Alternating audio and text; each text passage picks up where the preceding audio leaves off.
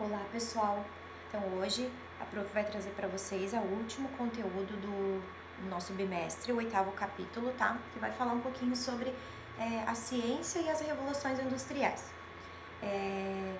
Como vocês já devem ter ouvido falar, houveram diversas revoluções industriais ao longo do tempo, né? E a ciência, ela teve um papel muito importante nessas revoluções que ocorreram. Então, é isso que a gente vai estar trabalhando hoje, tá? Eu vou estar mostrando para vocês o que essas revoluções industriais, elas tiveram de influência dentro da ciência e o que a ciência contribuiu para com elas, tá?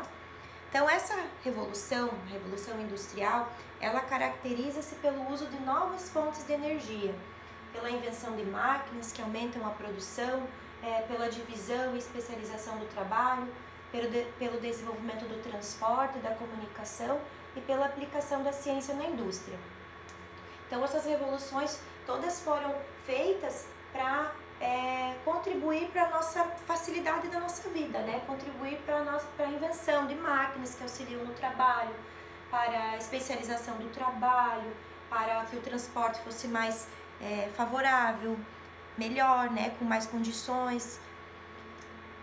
Então, na primeira Revolução Industrial, que ocorreu em meados do século XVII, surgiram então a exploração de novas fontes de energia. Então, essa foi a primeira Revolução Industrial que aconteceu.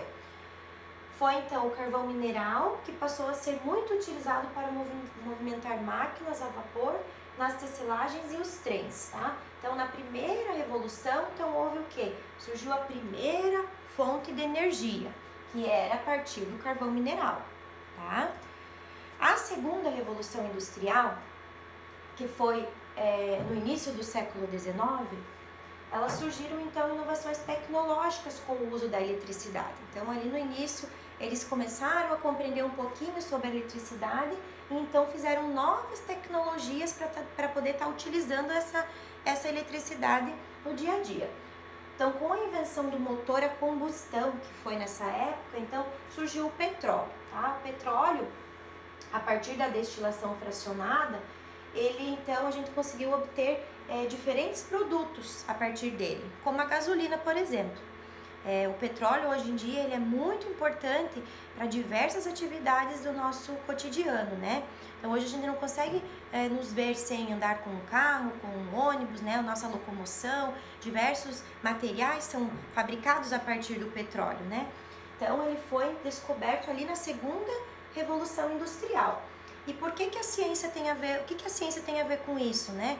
Todo esse processo então de refinamento do petróleo, ele envolve processos químicos, processos biológicos, separação dessa mistura, que ele é um líquido viscoso, grosso, né? Ele precisa ser separado, ele precisa ser modificado para que diversos produtos sejam retirados a partir dele, como é o caso da gasolina, né?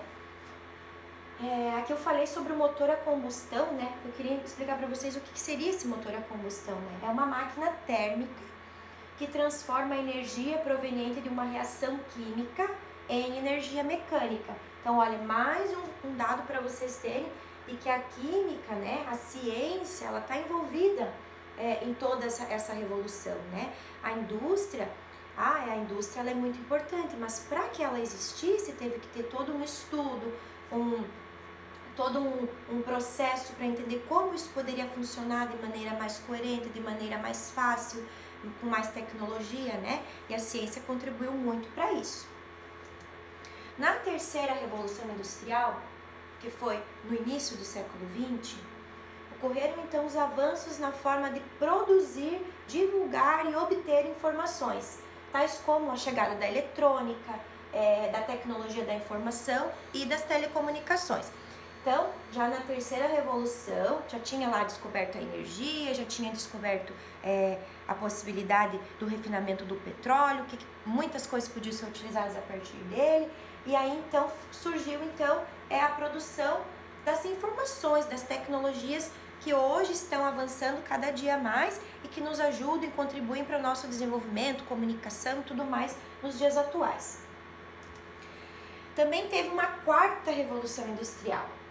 essa quarta revolução industrial seria a revolução que nós estamos vivendo hoje, que é a revolução que é responsável pelas mudanças e transformações na indústria e na sociedade, tais como a robótica, a inteligência artificial, a nanotecnologia, a biotecnologia. Então, todos esses estudos voltados para o desenvolvimento de novos produtos, para melhoramento genético deles, tudo isso vem ocorrendo ao longo do nosso século agora, né?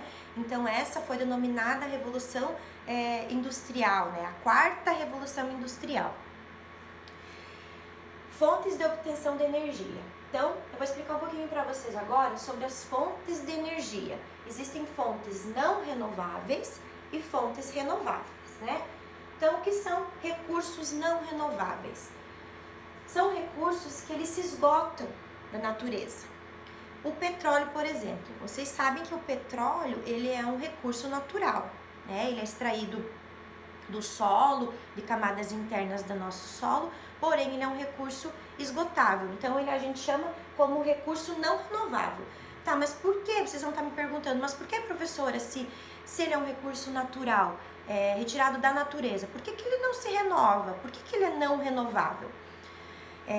Então a resposta é a seguinte: ele é não renovável porque a quantidade com que ele é tirado do ambiente, o tempo que ele tem para ele ser produzido é muito pequeno em relação à quantidade com que ele está sendo retirado. Então, a fonte de produção dele é muito demorada, milhares de anos. Se a gente continuar tirando desenfreadamente, como vem acontecendo o petróleo, não há tempo suficiente para que ele seja produzido para a gente continuar utilizando. Então, ele vai esgotar, tá? Então, por isso que ele é chamado como não renovável. E o que são recursos renováveis, né? Então, são recursos que são utilizados na natureza, mas que eles se regeneram. Eles participam de um ciclo de regeneração, como, por exemplo, o sol.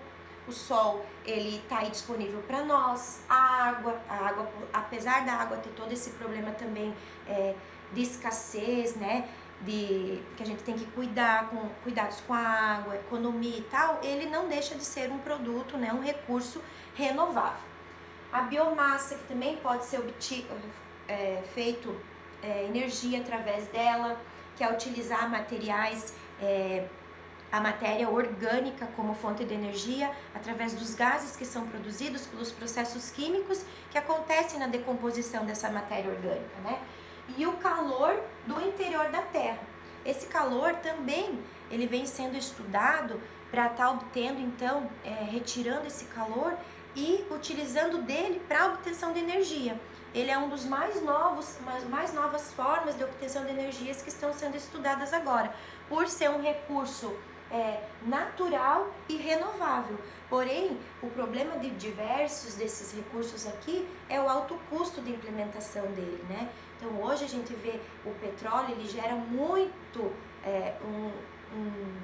um valor agregado nele, né? Então, as outras formas que aparecem para a gente estar utilizando, muitas vezes são descartadas por conta do custo-benefício que ele tem. Ele tem um alto custo, para que eu vou utilizar dele agora se eu ainda tenho uma forma que está fácil e é uma forma que dá muito lucro, né? Então, vamos para as fontes de geração de energia elétrica. Então, as fontes de energia elétrica são recursos naturais ou artificiais utilizados pela sociedade para a produção de algum tipo de energia. A energia, por sua vez, ela é utilizada para propiciar o deslocamento de veículos, gerar calor ou produzir eletricidade, para os mais diversos fins.